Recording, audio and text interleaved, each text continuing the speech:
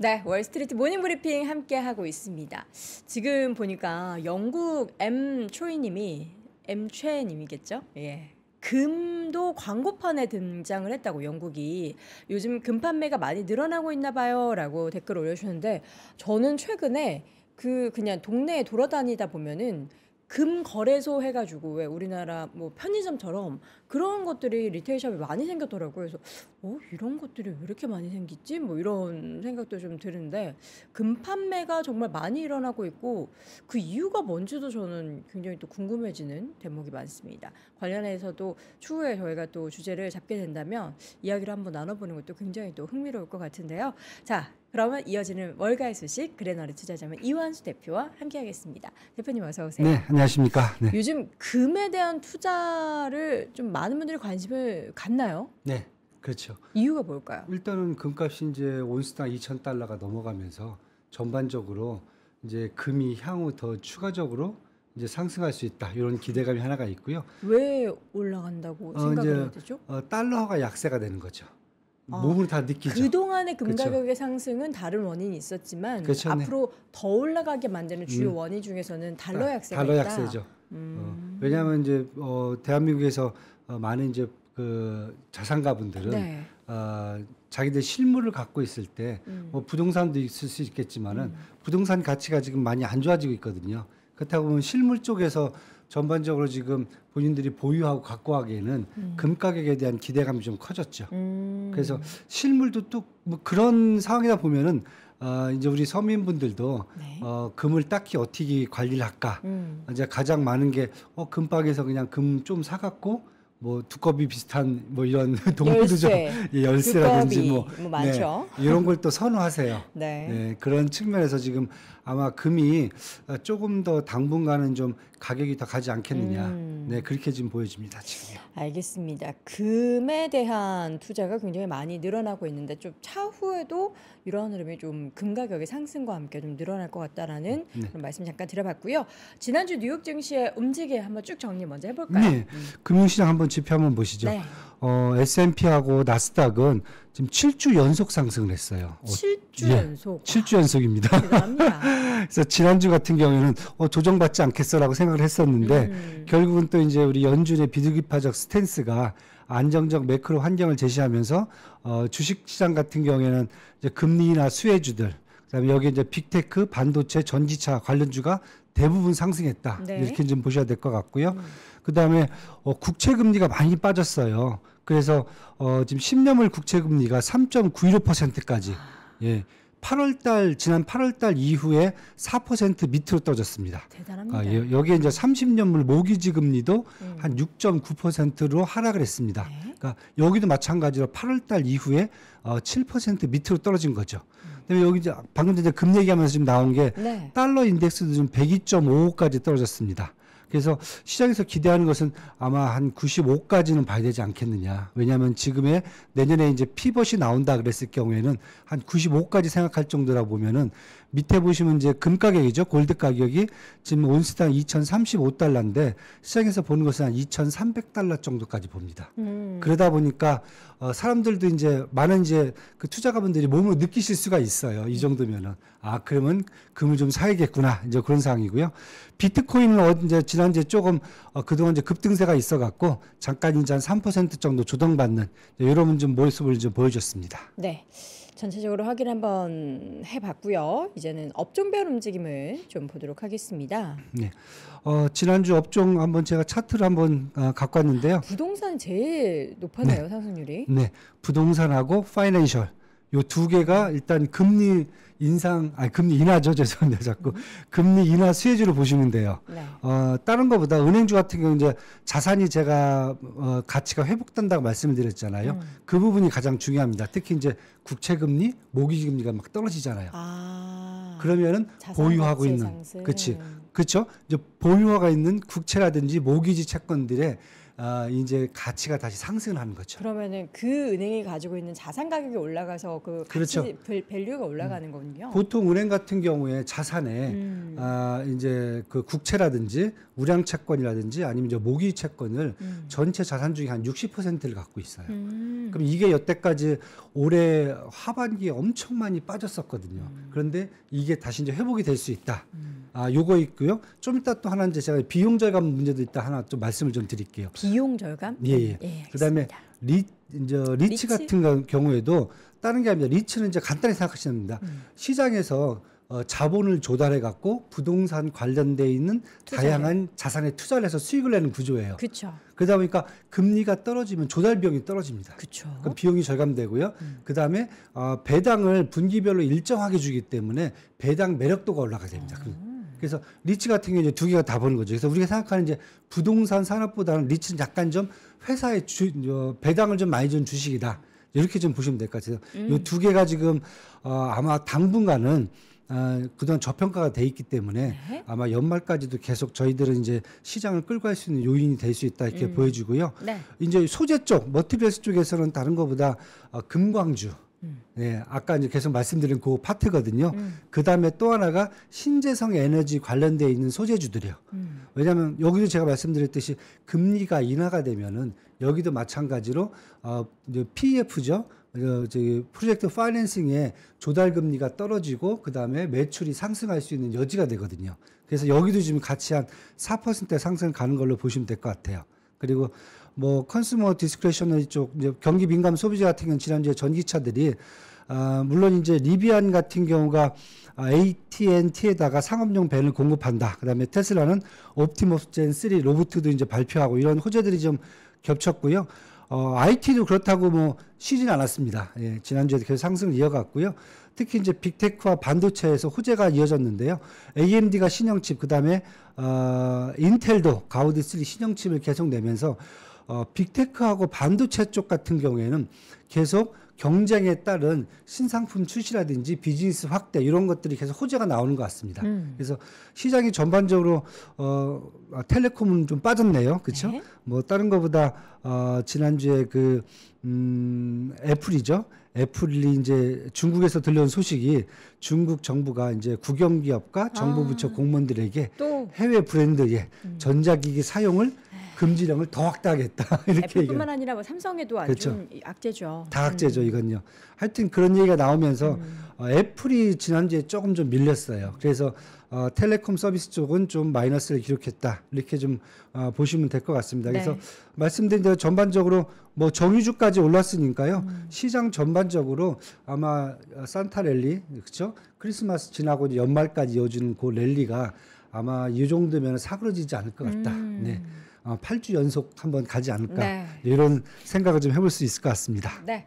자, S&P 500 차트를 준비하셨는데 네. 지난주에 52주 신고가를 경신했던 게 맞습니다. 3대 지수 모두였고 다우 네. 같은 경우에는 금요일에도 사상 최고가를 또 경신을 네. 했어요. 뭐 다우는 사상 최고치를 지금 경신하고 있고요. 다른 것보다 지금 S&P 같은 경우에도 지금 7월 31일이죠 올해.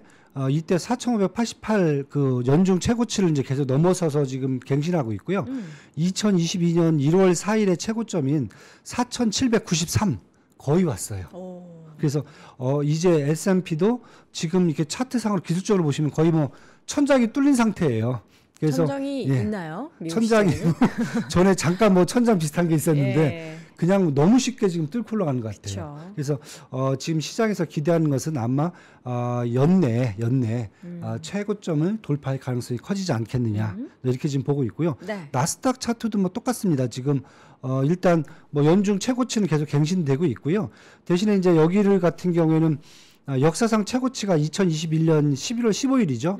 16,000 요 정도까지 나왔는데 지금 14,800이니까 여기는 조금 더 가야 될 것 같아요. 그런데 최근에 보시면 이제 이 기술주들의 어떤 호재도 만만치 않기 때문에 네. 아마 연말까지 전고점에 근접하지 않겠느냐. 이렇게 좀 시장을 지금 조금 더 긍정적으로 다들 지금 보고 있습니다. 네. 연말 산타랠리는 미국은 확실히 좀 온 것 같다라는 그런 생각이 좀 들고 뭐 유럽이나 일본도 그렇고요. 우리나라만 이제 산타가 오면 됩니다. 조금 먼가요? 우리나라가 일본 바로 옆에 있는데 빨리 오시기를 네. 기다려보도록 하겠고요. 내년도 이제 기업들의 준비는 다양한 연말에 M&A로서 우리가 확인을 해볼 수 있는데 최근에 M&A 소식 굉장히 많았어요. 그렇죠. 네. 이렇게 좀 제가 좀 준비를 했는데요. 제 경험상 꼭 연말이라든지 이제 4분기 때 어떤 저 업종 중에서 뭔가 이렇게 좀 변화가 있는 데가 많아요. 그런 데는 꼭 다음 해에 그 평가를 좀 새롭게 받는 경향이 큽니다. 그래서 제가 그런 것 때문에 최근에 이제 미국 주식시장 보면은 분명히 이제 AI 산업 쪽하고 IT 쪽, 반도체 쪽은 호재가 계속 있습니다. 네. 왜냐하면 이쪽은 산업 간 경쟁이라든지 아니면은 신상품 출시, 뭐 비즈니스 확대, 뭐 이런 것들이 계속 나오기 때문에 전략적으로 문제가 없는데 그럼 거기 말고 또 뭐가 있느냐 이렇게 봤을 때 지금 일단은 이쪽 그 정유업계하고 제약업체 쪽에서 M&A가 지금 4분기 나오면서 엄청나게 지금 많이 활발하게 진행됐어요. 그렇죠. 그런데 두 개 업종 보시면 올해 가장 못 오른 업종 중에 하나입니다.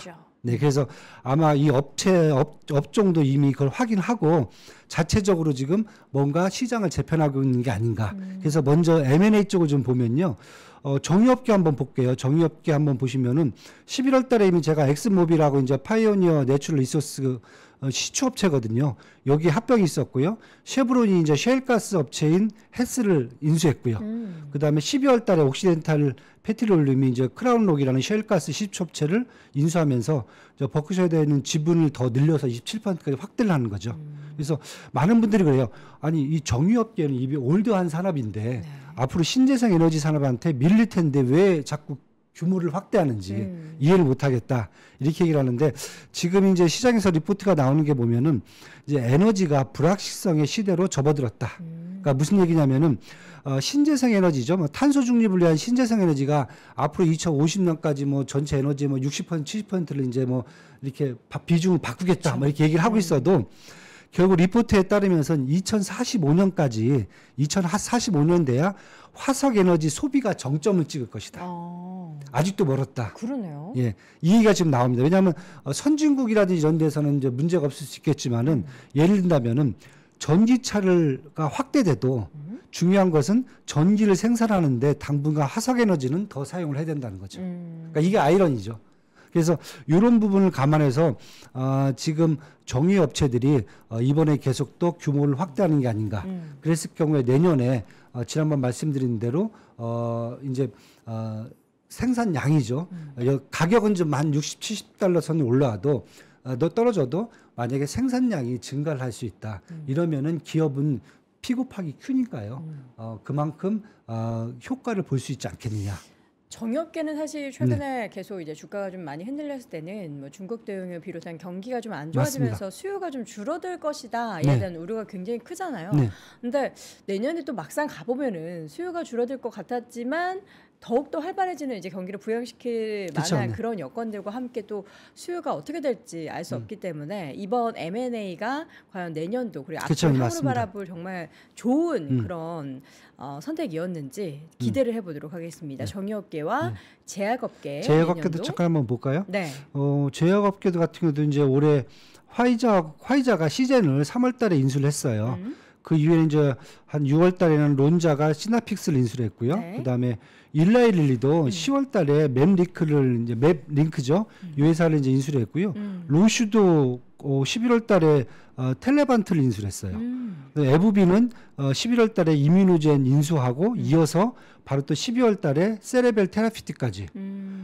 지금 제약업계 같은 경우에는 다른 것보다 이제 파이프라인을 확대한다. 그쵸. 쉽게 해서 자기들이 갖고 있는 포트폴리오를 다양화시키고 더 심화시키는 그런 방향으로 지금 가고 있다는 거죠. 약간 정유업계와는 틀립니다. 그래서 집중되는 데가 보니까 ADC 항체 약물 접합체. 항체 약물 접합체. 예, 그러니까 면역 쪽이죠. 그다음에 이제 비만, 그다음에 희귀 질환. 이 치료 쪽에 M&A가 가장 커진다는 거죠, 지금요. 비만은 주말에도 그 오프라 윈프리 그분이 40kg를 빼셨대요. 근데 알고 봤더니 비만이 약을 먹었다고. 네. 뭐라고는 얘기 안 하신 것 네, 같은데. 그 뭘까요? 둘 중에 하나겠죠, 뭐. 네, 뭘지 둘 중에. 궁금해지더라고요. 네. 그래서 제약업계도 분명히 올해는 사실은 뭐 일라일리 빼고는 그렇게 크게 이렇게 상승하는 업체들이 많지는 않아요. 그런데 올해 이렇게 M&A를 준비했다는 걸 보면은 네. 내년에 조금 기대를 좀 할 수 있지 않을까 네. 이렇게 지금 봅니다. 알겠습니다. 자, 제약업계와 또 정유업계가 내년도에 또 얼마나 많은 시장에서의 성장을 보여주게 될지 주가를 한번 함께 기대해 보면 좋을 것 같고요. 이어서는 내년도 준비 두 번째, 뭔가 M&A뿐만 아니라 돈을 쓰는 것도 있지만 돈을 안 쓰게 비용 안 통제를 쓰죠. 하는 맞습니다. 그런 움직임도 많았잖아요. 네. 인원 감축이 사실 연말까지 계속 이어졌어요. 근데 보면은 인원 감축을 이유를 딱 들잖아요. 요새 시장이 안 좋아서 우리가 앞으로 좀 업황이 안 좋아서 인원 감축을 합니다라고 하면은 주가가 별로 안 좋고 그런 얘기 없이 그냥 비용 통제를 한다. 지금까지 맞습니다. 좀 무분별해서 비용 통제를 한다라고 해서 좋아지는 기업인데 올해는 보면 대표적으로 메타가 그렇죠. 작년에 엄청나게 비용 감축하고 올해 초까지 계속 그래서 주가가 많이 올랐던 케이스인 것 같아요. 네. 그래서 올해 같은 경우에는 비용 감축 얘기가 나오면은 금융업 그다음에 소매 유통업 쪽, 뭐 나중에 메타도 제가 말씀드리겠지만요. 네. 이런 쪽의 회사들이 의외로 얘기가 나오면서 주가가 좀 상승하는 그런 분위기였어요. 그러니까 다른 게 아니라 전에는 자, 인원 감축한다 그럼 비용 절감 이 얘기만 가장 컸었거든요. 그런데 올해는 인원 감축을 얘기를 하면서 비용도 절감하면서 사업을 재편하겠다. 그러니까 신사업을 새로 들어가기 위해서 기존의 인력들을 해고하고 새로운 그 인원들을 충원하겠다 이런 식으로 얘기가 나왔거든요. 그래서 뭐 가장 큰 게 이제 금융업계예요. 먼저 금융업계는 지금 9월 말까지 올해 9월 말까지 5대 은행이 이미 2만 명을 해고를 했어요. 뭐 뱅크 오브 아메리카부터 시작해서 뭐 2만 명이 해고를 했는데 11월 달에 시티그룹이 임원의 10%를 또 감축하겠다. 2만 4천 명 해고 예정을 발표를 했어요. PNC 파이낸셜 그룹도 11월부터 4% 인원 감축을 하겠다. 그러니까 아까 제가 말씀드렸잖아요. 은행업 같은 경우는 이미 자산 가치가 회복이 될 거다. 거기에다가 내년도에 이런 인원 감축까지 들어가면 비용 절감까지 들어갈 수가 있을 것 같거든요. 네. 그렇게 됐을 경우에 금융업계 특히 은행업 쪽에서는 조금 더 비용 절감 측면에서는 그다음에 자산 가치 회복 쪽에서는 좀 가장 해피한 경우가 나오지 않겠느냐. 지금 이렇게 지금 시장을 좀 보고 있습니다. 네. 그다음에 근데 유통업체는 조금 달라요. 그 인원 감축하는 게요. 이제 아마존이 사실 이제 올해 1월 달에 한 18,000명 정리 해고를 했거든요. 그다음에 3월 달에 9,000명 해고를 했고요. 11월 달에는 게임 부분에 180명을 또 감축하겠다. 얘기한 게 가장 이겁니다. 아마존은 생성형 AI 집중을 위해서 사업하고 인원 감축을 하겠다. 그러니까 아마존이 기존에는 계속 저희가 아시는 이제 소매 유통업체로서의 그 생각을 많이 하시는데 매출이 한 18% 정도는 이제 클라우드 서비스라든지 AI 쪽에서 나오고 있거든요. 그러면은 아마존은 앞으로 이제 아마존 웹 서비스, 이제 AWS 같은 경우가 앞으로는 제가 봤을 때는 비즈니스 매출이 더 커질 수 있다. 네. 이렇게 보여줄 수가 있을 것 같고요. 그래서 그런 회사의 체질 변화를 위해서 지금 바뀌다 보니까 아마존 같은 경우는 계속 주가가 상승하는 지금 모습을 보입니다. 그러니까 월마트도 지금 보면은 이미 4월 달에 2,000명 인원 감축을 하고요. 네. 연말에 이 얘기를 했습니다. 2026년까지 매장의 65%를 자동화함으로써 물류 비용을 20%를 절감하겠다. 그래서 이미 진행을 하고 있습니다. 그래서 월마트 같은 경우에는 자동화 쪽으로 네. 이렇게 지금 바뀌는 분위기라 아마 시장 자체가 이런 것을 조금 더 이제 좀 이제 반영을 좀 하는 것 같아요. 거기다 이제 하나 더 보신다면 이제 메타 말씀하셨잖아요. 네. 메타가 작년에 10월 달에 일단 11,000명을 해고를 했어요. 그다음에 올해 3월 달에 기술 인력 4,000명을 포함해서 10,000명을 또 감축을 했어요. 그렇군요. 10월 달에는 메타버스 사업부 인력 감축 정리 해고를 시작했습니다. 메타버스 쪽도. 그러니까 쉽게 얘기해서 사실은 이 메타 쪽이 가장 힘들었던 게 비즈니스 모델에서 메타버스 쪽으로 간 거거든요. 그쵸. 다른 쪽은 이제 클라우드 서비스라든지 생성형 GPT 쪽으로 왔는데 여기는 메타 쪽으로 왔다가 비즈니스 모델이 안 나오면서 사실 크게 좀 낭패를 본 경우인데 이런 감축을 하면서 결국은 메타버스 쪽도 조금 비즈니스를 줄이고 올해 같은 경우에는 새로운 산업이 이제 AI 산업 쪽 특히 이제 빅데이터라든지 생성형 AI 쪽으로 바꾸는 게 아니냐. 특히 이제 트위터가 이미 이제 X로 이름을 바꾸고 그렇죠? 생성형 AI 이제 그록을 이미 발표를 했잖아요. 이런 걸 보면은 아마 메타도 다시 트위터와 마찬가지의 방식으로 좀 전환되는 게 아니냐. 이렇게 지금 시장이 지금 전망하면서 결국 메타가 전반적으로 비용 증가를 올해 많이 하면서 이제 캐시를 좀 많이 보유한 상태가 됐거든요. 그래서 아마 올해 메타도 주가가 밀리지 않고 계속 이제 상승을 보여준 게 아닌가. 이렇게 좀 판단을 하고 있습니다. 네, 자 2024년을 준비하는 여러 가지 투자 포인트들을 어떻게 보면 우리가 정리를 한 거고요. 이런 기업들이 내년도에 어떤 모습을 보이게 될지 함께 기회대 해보도록 하겠습니다. 마지막으로 체크 포인트 여러 가지 오늘 꽉 차 있어요. 네, 꽉 차 있는데 이제 빨간색만 보시면 됩니다. 여기 22일 날 금요일 날 11월 PC 개인 소비 지출 지수가 나옵니다. 이게 이제 인플레이션에 이제 가장 영향을 많이 미치거든요. 그리고 미시간대 12월 1년 5년물 인플레이션 기대치도 나오니까요. 요거 보시면 될 것 같고요. 주요 기업 실적은 지금 제가 요 체크한 기업들은 11월 결산법인들이에요. 그래서 11월 말자라서 이제 올해 이제 2023년도 결산이기 때문에 뭐 페덱스라든지 피올세, 그다음에 이제 나이키까지 한번 쭉 보시면 마이크론 테크놀로지도 있네요. 이번 주에도 아마 실적 체크를 하시면은 내년도 아마 시장을 또 저희가 전망할 수 있는 기준이 될 수 있을 것 같습니다. 네. 알겠습니다. 자 이렇게 해서 오늘도 우리 이완 스테파님과 함께 월가의 소식 내년도도 준비까지 해볼 수 있는 그런 주제에 대한 이야기 나눠봤습니다. 오늘 말씀 고맙습니다. 네, 감사합니다. 자, 저를 토요일에 별다방에서 보셨다는 분이 많네요. 근데 어떻게 알아보셨죠? 다른 모습이었을 텐데. 굉장히 뭔가 없는 그런 모습이었을 텐데. 예, 밖에서 보시면 반갑게 인사해 주세요. 저도 반갑게 뭐 아침이면 아침, 점심이면 점심이라고 인사해 보도록 하겠습니다. 자, 이렇게 해서 오늘도 월스트리트 모닝 브리핑 1시간 동안 함께 해주셨고요. 저는 내일 오전 6시 30분에 다시 돌아오겠습니다. 여러분 고맙습니다. 장 시작 전부터 종료까지 쏟아지는 수많은 뉴스와 정보들. 이 중에서 어떤 것이 투자에 정말 도움이 되는 정보일까요? 3프로의 증시 셔터맨 박근영 마스터가 직접 정보를 선별하고 투자의 힌트를 드립니다. 시간도 아끼고 투자 아이디어도 얻는 시간, 박근영 부장의 마켓 힌트와 함께 하세요. 자세한 사항은 3프로 TV 앱과 홈페이지를 확인하세요.